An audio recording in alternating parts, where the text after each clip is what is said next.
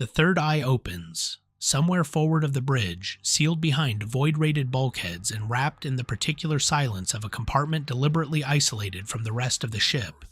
The Navigator sits in their blister. The observation dome is set directly into the hull, a bubble of reinforced armor glass and warded ceramite that extends outward into the void. During transit through the Imperium, it faces the warp directly. The bandage across the center of the Navigator's forehead is the only concession to the comfort of the crew beyond those bulkheads. Remove that bandage and the thing behind it kills.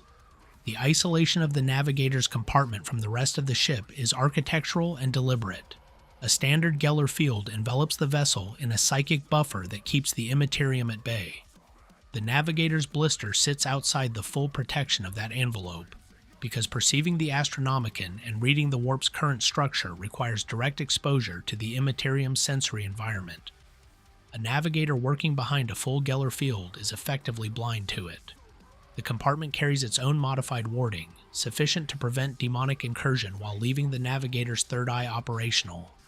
But what this means in practice is that the individual responsible for keeping the ship on course occupies a deliberately thinned section of the only barrier protecting everyone else from the warp. The crew is shielded from the Imperium by a field the Navigator is partially excluded from. This arrangement is not widely discussed outside the Navy's senior engineering corps. The Imperium of Man cannot function without this individual. Warp travel without Navigator guidance is survivable in short bursts across a handful of light years, skimming the shallower tides of the Imperium with a prayer and an approximate heading. Crossing the vast gulfs that separate the 10,000 worlds of the Imperium requires something more. Requires a mind that can look directly into the warp and not be consumed. A mind built for exactly that purpose. The Navigator is that mind. Produced by a genetic lineage refined over 10,000 years, they carry what the Navis Nobilite calls the Navis Nobilite gene, a specific mutation manifesting as a physical third eye at the center of the forehead. Through this eye, Navigators perceive the Imperium in a way no other human being can replicate.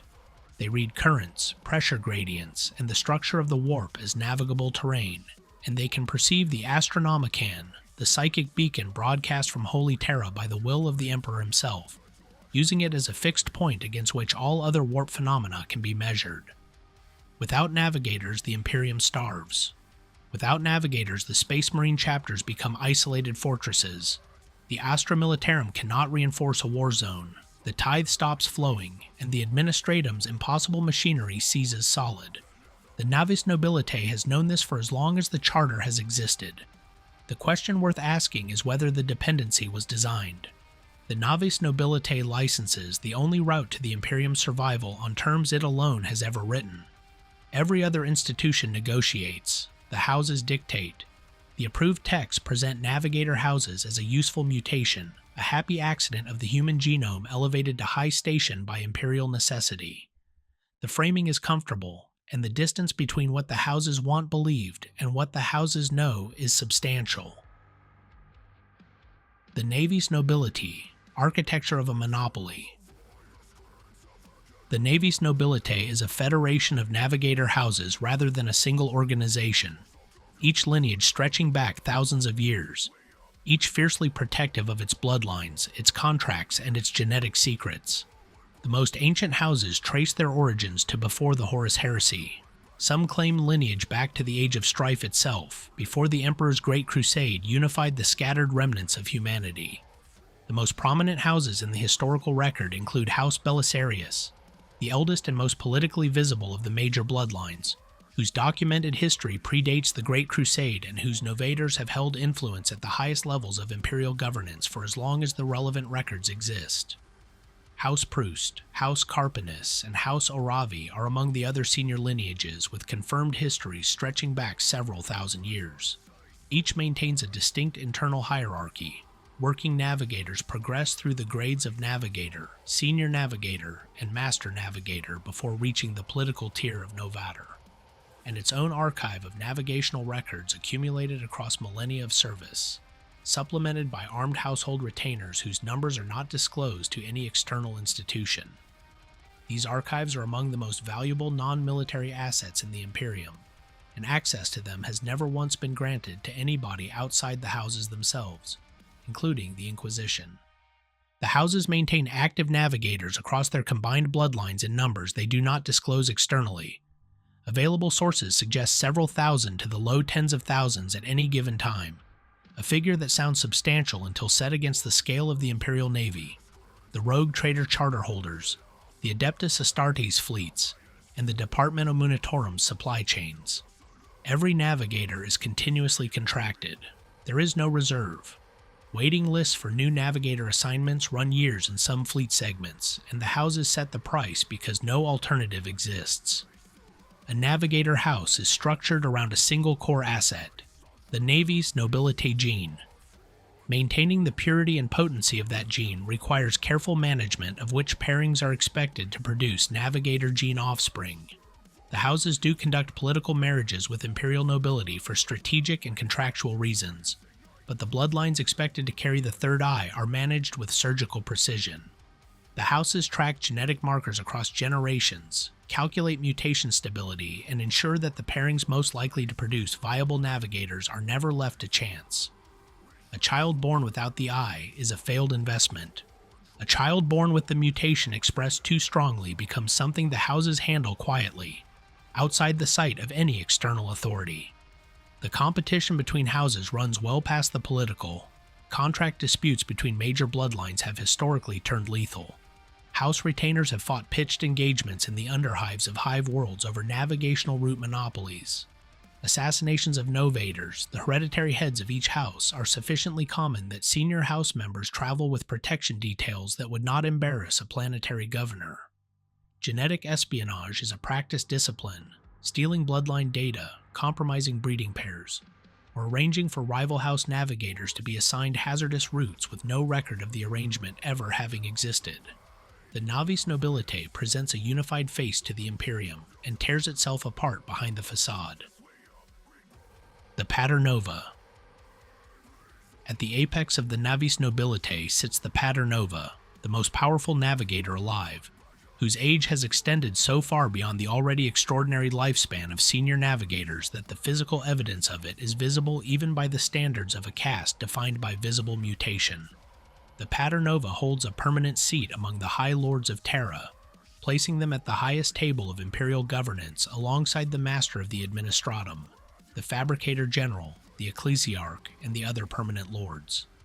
The authority this position confers over the entire federation of houses is absolute in the sense that no individual novator can challenge it outright, and it rests not on military power or administratum decree, but on the unambiguous genetic fact that the Paternova is the strongest warp-sensitive individual in the Navigator caste, with capabilities the other houses can observe but cannot match.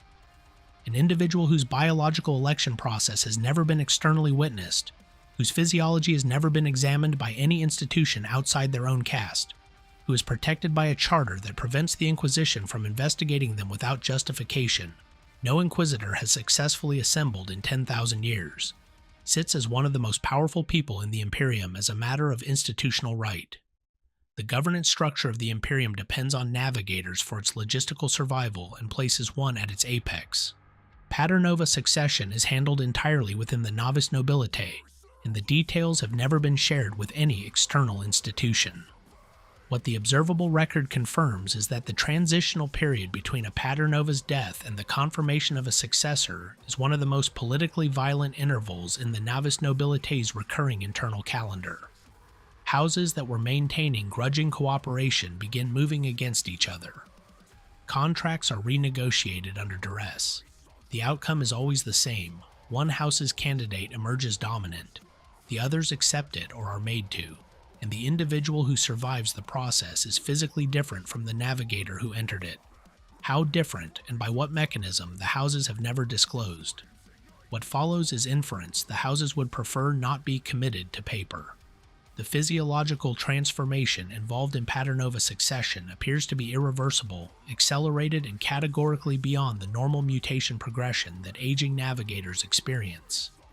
Every external account that has reached the Inquisition's files treats what emerges as occupying a separate biological category from the rest of the caste. The Navigator's Charter. The relationship between the Navis Nobilite and the Imperium is formalized through the Navigator's Charter, a founding document ratified at the beginning of the Great Crusade, when the Emperor's ambition to reunite humanity required fleets capable of crossing interstellar distances at a scale that short-hop warp travel could not sustain. The Charter grants the houses extraordinary privileges: legal autonomy from administrative oversight, exemption from the tithe that applies to every other institution in the Imperium, the right to maintain armed household forces, and a degree of immunity from inquisitorial investigation that every inquisitor who has attempted to act against a major house has eventually encountered as a practical obstacle regardless of what the formal statutes say. In exchange, the houses provide navigators to Imperial fleets, rogue trader vessels, and the Navy at rates negotiated house by house, contract by contract. The Imperium has no mechanism to conscript navigators, compel service beyond what the contracts specify, or demand production beyond what the house's genetics will generate. Every navigator currently aboard every capital ship in the Imperial Navy is there because a house agreed to put them there, under terms the houses set. Read the Charter as a leveraged document rather than a partnership agreement, and its architecture becomes unambiguous. At the moment of the Imperium's greatest military expansion, when the need for navigators was absolute and the scale of the Great Crusade made every available navigator irreplaceable, the houses extracted legal protections that have survived 10,000 years of Imperial history essentially intact.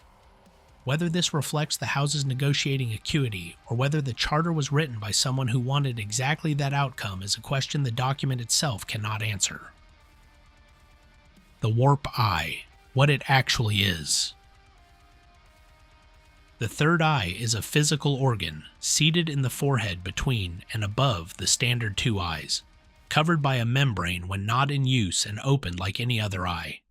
The houses call its lethal application the evil eye. When opened and directed deliberately at an unprotected target, the warp eye kills. The precise mechanism varies by account. Some describe a direct psychic discharge, others a feedback collapse of the target's neurological coherence, others something more difficult to categorize that leaves no mark the Mechanicus's instruments can measure. The effect is consistent across every recorded instance. The mechanism behind it remains contested between the few parties who have access to relevant data, and the houses have no interest in clarifying the question for anyone outside the bloodline.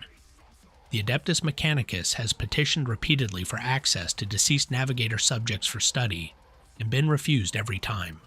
The houses maintain that navigator physiology falls under the confidentiality provisions of the Charter, and the Magos biologies have never obtained a ruling from any of the relevant High Lords that would override that position. What is leaked into Mechanicus files through secondary means, recovery of remains from warp transit accidents, and the occasional cooperation of disgraced house members, suggests the warp eye functions as more than an emitter. The working theory among the few tech priests cleared to see the relevant data is that the eye receives the immaterium, functioning as a transceiver rather than a projector, capable of both perceiving and channeling the warp in a way no other human organ manages. Navigators are warp sensitive and would register as psychers under standard Imperial classification. They are specifically exempt from the black ships and from the culling protocols that apply to unsanctioned psychers encountered across the Imperium. The official position is that the Navigator mutation is categorically stable, where standard psychic ability is erratic, channeled where it would otherwise be uncontrolled.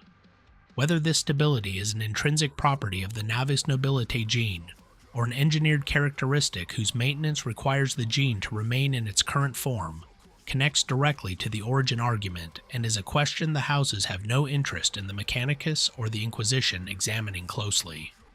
The Navigator is not the ship's only warp-sensitive crew member. The astropath handles interstellar communication, transmitting and receiving psychic messages across distances that no conventional signal could cross.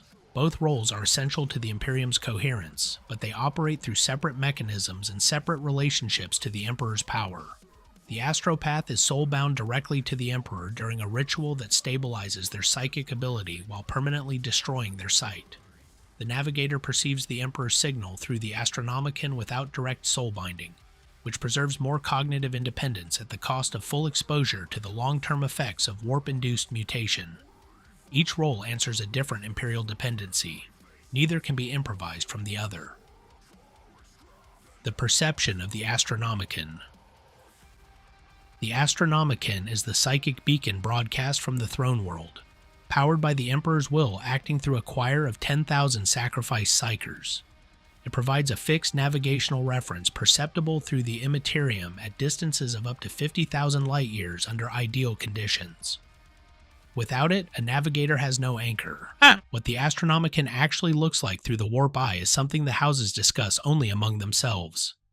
External accounts are fragmentary and inconsistent. Some navigators have described it as a column of white fire extending beyond any perceivable horizon. Others describe it as a sound, a resonant frequency underlying all warp phenomena the way a bass note underlies a chord. The variance in accounts is itself informative. If what the eye perceives were simply a directional signal, the perceptual descriptions would converge. They do not converge, which suggests either that individual navigators process the Astronomican through whatever sensory metaphors their mutation has developed, or that the beacon is something more complex than the approved texts acknowledge. The mutation progression is worth describing with some precision because the official record glosses over what it means for the individuals carrying it. In youth, the Navis Nobilite gene manifests as the third eye and little else. The navigator's other features remain within the range of human normality. As decades of warp exposure accumulate, the secondary mutations accelerate. Skin becomes pallid or develops a mottled, translucent quality in the eldest navigators. The cranium enlarges subtly, the brow thickens, the orbital bones around all three eyes shift, and the overall proportions of the body drift away from baseline human in ways that vary by bloodline but always move in the same direction. Some bloodlines develop vestigial additional fingers or sensory structures around the warp eye that have no analog in baseline human anatomy. The oldest active navigators are kept away from ordinary crew not because of any regulation but because the sight of them produces a visceral reaction that is bad for discipline. A navigator in good health routinely lives 400 to 500 years. Senior navigators approaching the upper limits of that range have accumulated enough warp exposure that the mutation progression is visibly advanced. The Paternova, who has extended beyond what any other navigator achieves, occupies territory where the available comparisons become difficult to apply. The houses frame this trajectory as elevation. The Mechanicus, in the few internal assessments that have surfaced, describes the progression in terms the houses would firmly reject. A slow material incorporation of Imperium characteristics into the physical structure. A drift towards something that is no longer straightforwardly biological in the way the original Navigator mutation was biological. The architectural dependency embedded in all of this deserves direct attention. The Astronomican is powered by the Emperor. The Navigator's third eye is specifically calibrated to perceive the Astronomican. No other warp-sensitive perception provides the same reliable navigational fix. Psychers can perceive the Astronomican, but the interference from their broader warp sensitivity makes it unreliable as a sole reference.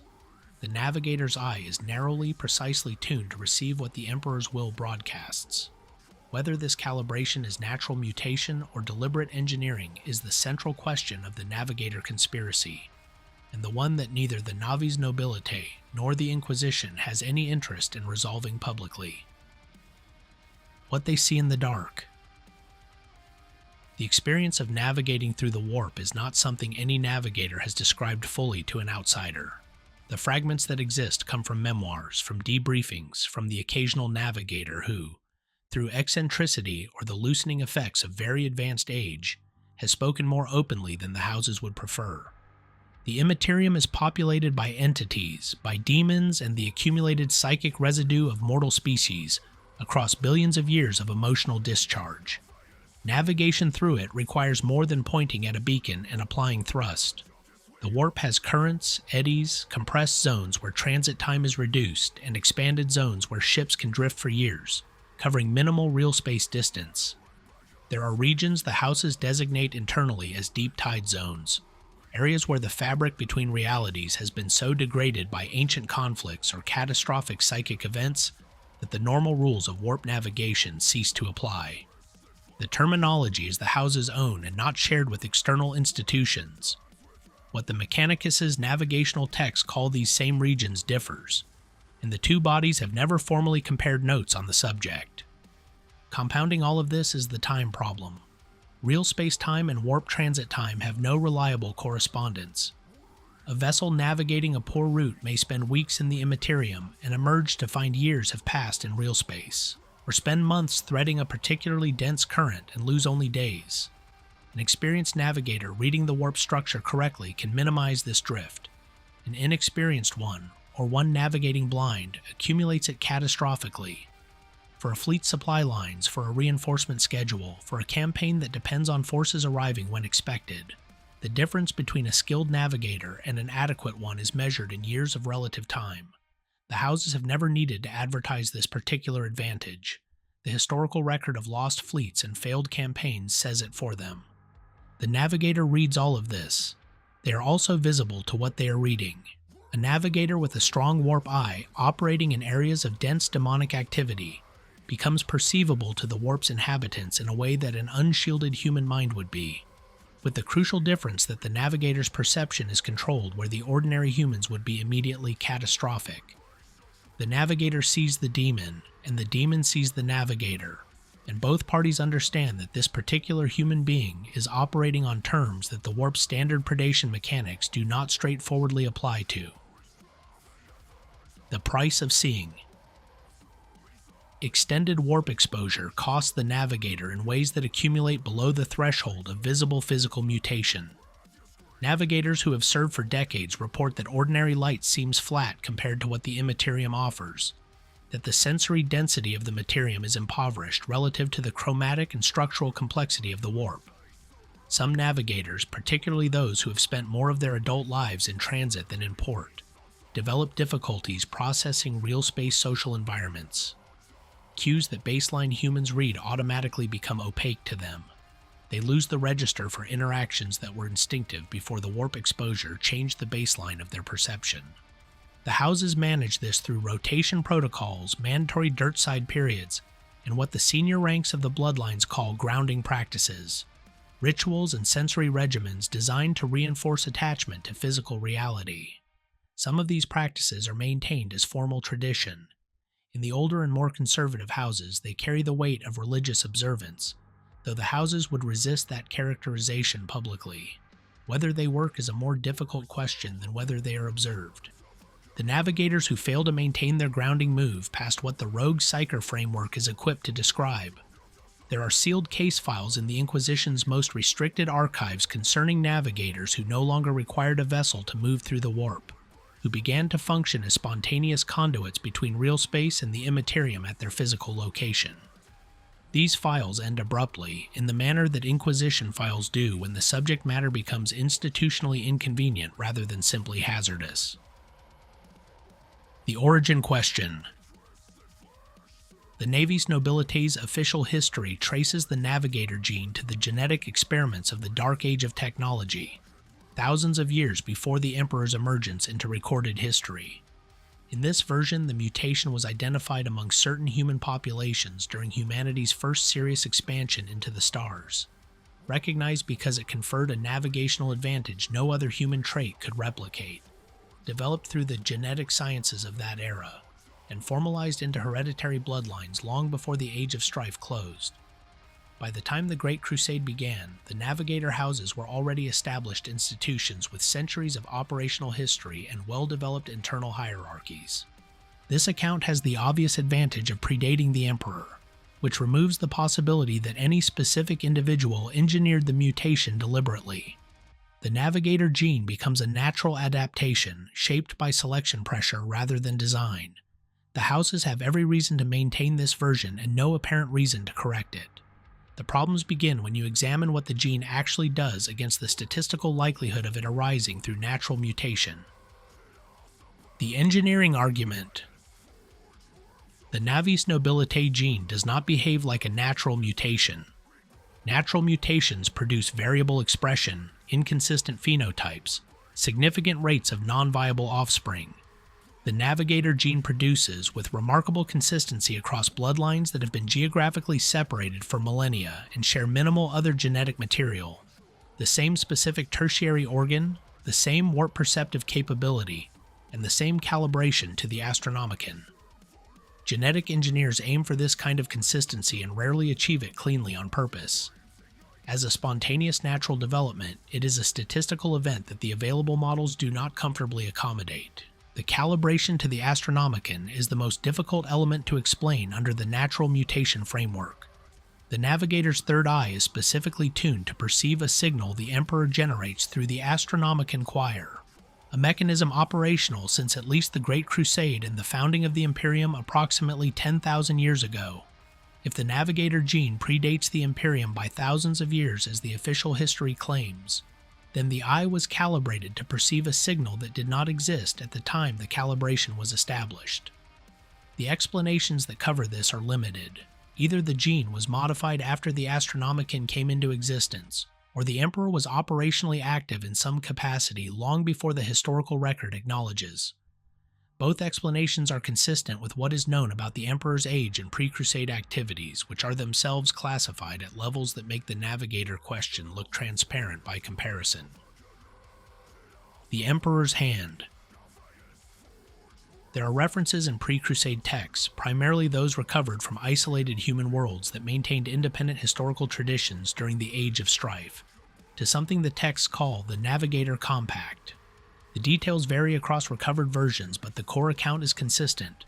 Representatives of early Navigator bloodlines met with a figure the texts describe variously as the Omnissiah, the Undying King, and the Anathema. This figure offered the bloodlines a formalization of their status and a guarantee of survival through the approaching conflict. In exchange, the bloodlines agreed to serve. The Inquisition categorizes these texts as apocryphal. The Navis Nobilite does not acknowledge them. The specific word used in the most detailed surviving account for what the Undying King offered the Navigator bloodlines carries the semantic weight of finishing something already underway rather than bestowing something new. The archaic Gothic dialect of the original text uses a term that translates most accurately as completion. A gift is something conferred. Completion is something finalized. The implication, if taken seriously, is that the Navigator gene was already partially engineered before this meeting, and that whatever was accomplished, there was the terminal step in a process running for an unspecified prior period. The houses have always known what they are. What they have chosen, with considerable institutional discipline, is to present a version of that knowledge that centers their indispensability while keeping the origin question unexamined. The control mechanism theory. Assume the Navigator gene was deliberately engineered at some point in humanity's pre-Crusade history by an intelligence capable of long-range genetic modification. Assume the engineering included the calibration to the Astronomican. The question that follows is why the dependency was structured the particular way it was, why irreplaceability was baked into the gene rather than maintained through contractual means, and why the calibration points specifically at a signal the Emperor generates rather than at any other navigational reference the warp might provide. The Navigator houses hold a monopoly on the single capability that makes the Imperium function at scale, a monopoly that has resisted every attempt at replication the Mechanicus and the Inquisition have managed to mount. Their gene cannot be replicated outside their bloodlines, and the Mechanicus's attempts to sequence and reproduce the Navis Nobilite gene without house cooperation have produced either non-viable results or results the Inquisition has classified. Every negotiating position the houses have taken, from the original charter to every contract dispute in the 10 millennia since, rests on the certainty that they cannot be cut out, and that certainty has never once been threatened. The irreplaceability is structural, built into the gene itself rather than maintained through political maneuvering. The calibration to the Astronomican ensures the Navigators remain tied to the Emperor's beacon, which keeps them tied to Terra, which keeps the Imperium's navigational capacity anchored to its political center regardless of how distributed the houses become in every other respect. The dependency runs in both directions simultaneously.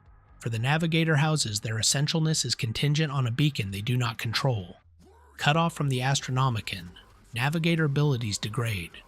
The houses were reminded of this during periods when the Astronomican's output was disrupted, including partial disruptions associated with major warp storms and the psychic catastrophes of late M41. Their power has a ceiling, and the ceiling is defined by the Emperor's continued operation. For the Imperium, the dependency is existential in the opposite direction. So long as the Imperium depends on Navigators, and so long as Navigators depend on the Astronomican, The entire structure of interstellar imperial power is contingent on the continued operation of the Golden Throne. The loss of the Golden Throne ends the Astronomican, and the loss of the Astronomican ends reliable long-range warp transit. Within a generation, the Imperium fractures into isolated systems that cannot coordinate, cannot reinforce, and cannot function as a unified entity. The Imperium cannot begin to consider replacing the Emperor without simultaneously replacing the navigational infrastructure, his signal powers. And the navigational infrastructure was deliberately made irreplaceable. Someone designed a system in which a single point of failure, the continued life of one individual on one world, is the structural linchpin of the largest human civilization in the species' history. The species' navigational capacity was built to depend on that linchpin, and the individuals who carry that capacity were given every possible legal protection against modification or replacement. The architecture is too precise to be accidental, and if it was not accidental, then the Golden Throne is a designed endpoint rather than a catastrophe the Imperium inherited. The Emperor sits upon the Golden Throne because someone built everything around the assumption that he would. The distinction between necessity and architecture is the one the Imperium cannot afford to examine.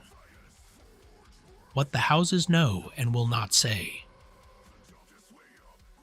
The Navis Nobilite's internal archives are among the oldest continuously maintained records in the Imperium, where the Administratum's records stretch back 10,000 years and the Mechanicus's stretch back further with significant gaps. The Navigator houses claim continuity back into the Age of Strife itself. Some houses preserve records and formats the Administratum cannot date with confidence, written in dialects of Gothic that predate any known surviving literature from other institutional sources. What leaks through in Navigator memoirs, in the occasional defection of a house retainer, in classified debriefings of inquisitors who have operated with house cooperation, suggests a picture substantially more complex than the official history allows. The houses know their gene was engineered. The senior leadership of each house, the Navigators who serve as its hereditary heads and external political representatives, hold institutional knowledge about the origin question that the working ranks of the bloodlines are not given.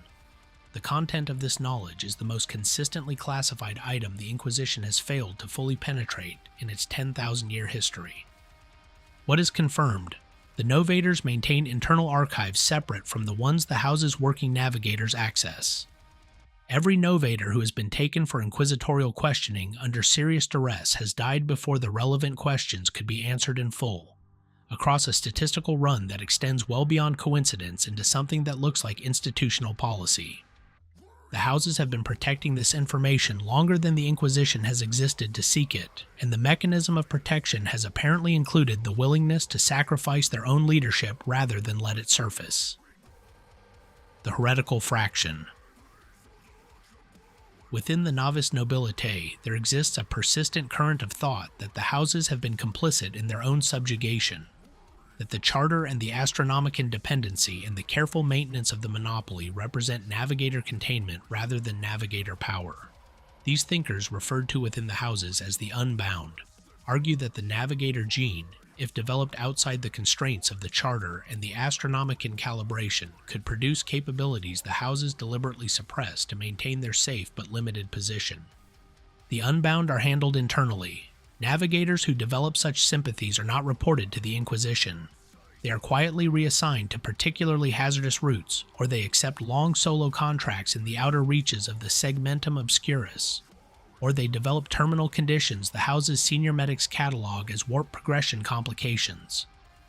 The houses have no interest in the Inquisition asking questions about what the Unbound believe, because some of what the Unbound believe is supported by evidence the houses are sitting on.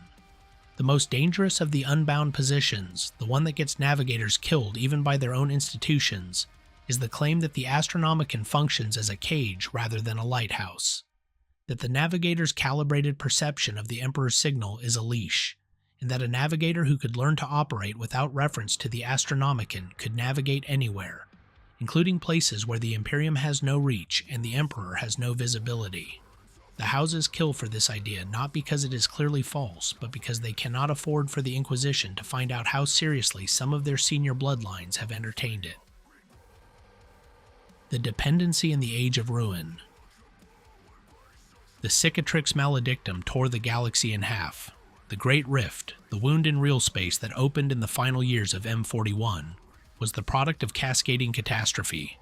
The fall of Cadia and the destruction of the Cadian pylons, ancient xenotech structures of Necron origin that had suppressed warp activity in the region surrounding the Eye of Terror for far longer than the Imperium has existed. The mass violence and psychic discharge of the 13th Black Crusade feeding the Immaterium at scale, the birth of Iniad contributing to broader warp upheaval, and the accumulated pressure of a galaxy that had been building toward this rupture through the entire age of the Imperium. The Rift changed the navigational landscape in ways that are still being mapped and assessed. In the immediate aftermath, before Robert Guilliman returned to Terra and before the Indomitus Crusade began pushing back the darkness, navigators across the Imperium reported the Astronomican becoming intermittent. In the Imperium Nihilus, the half of the Imperium that the Rift physically cuts off from Terra, the Astronomican cannot be perceived at all. Navigators operating in Nihilus have no fixed reference. They navigate on residual warp current knowledge, a secondary technique the houses had always maintained but never needed as a primary method.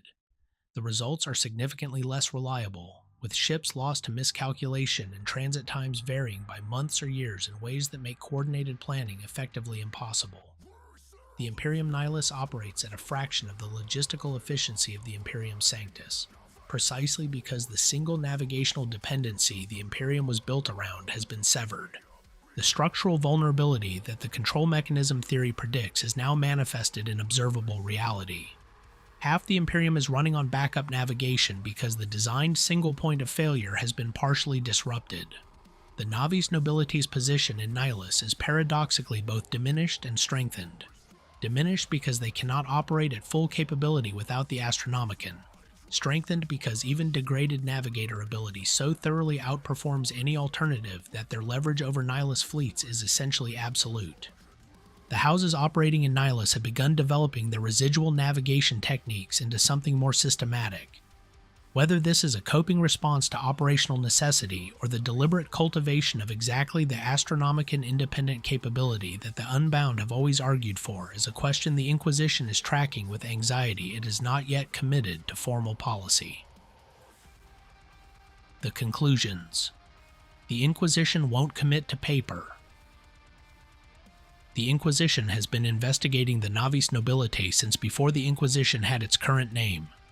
The depth of those investigations, the resources committed to them, and the consistent failure to produce actionable findings across 10,000 years of effort requires an explanation. The first explanation is simple institutional failure. The houses have successfully outmaneuvered an organization with effectively unlimited authority and resources at every turn through 10 millennia of effort, which is within the range of plausible outcomes for an institution that has had longer to practice defense than the Inquisition has had to mount offense. The houses carry a specific, high-value secret rather than the diffuse mandate the Inquisition operates under, and highly motivated institutions defending a single point consistently outperform broad-mandate institutions attacking it. The second explanation is more uncomfortable. Certain factions within the Inquisition have assessed the house's secrets as more destabilizing to reveal than to contain, and have therefore chosen to leave their investigations at a level of managed incompleteness. There are subjects the Inquisition has chosen not to fully resolve because the resolution would produce consequences it cannot control, and the Navigator question has the profile of exactly those subjects. The Navigator question, if it ends where the available evidence points, terminates at the origin of the Emperor's dependency on the Golden Throne, and the deliberate engineering of the species' navigational infrastructure around that dependency. That conclusion is a threat to the theological foundations of the Lectitio Divinitatis, the political authority of the Adeptus Terra, and the functional myth of imperial inevitability that keeps 10,000 worlds in compliance. Choosing not to finish that investigation is a calculation about acceptable risk, made by people who understand exactly what finishing it would cost. The third explanation is the one that would account for why investigative efforts always seem to approach the same boundary and stop, and why inquisitors who push past that boundary encounter resistance from within the Inquisition's own hierarchy rather than from the houses. In this reading, the full picture has been assembled and sits somewhere in the labyrinthine archives of the Ordo Malleus, the Ordo Hereticus, and the Ordo Xenos, partitioned across 3 sealed sections that cross-reference without any single inquisitor being cleared to access all 3 simultaneously. The answer to the Navigator question exists. It has simply been distributed in a way that prevents any individual from holding it complete. Partitioning, unlike suppression, preserves the information while ensuring no single mind can hold it whole. And someone decided that the answer was worth keeping in exactly that state, available in fragments, lethal in full. The eye at the center of the forehead sees exactly what it was built to see. The question that remains is who held the tool that built it.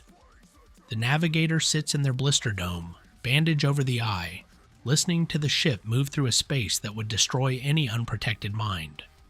Across a life that may extend 4 or 5 centuries, filtered through senses no other human being possesses, refined by an institution that has been guarding its origin since before the Imperium had a name, they accumulate a weight of knowledge that the houses have always known as dangerous. They are the hinge on which the largest human civilization in history turns, and the hinge was machined to tolerance.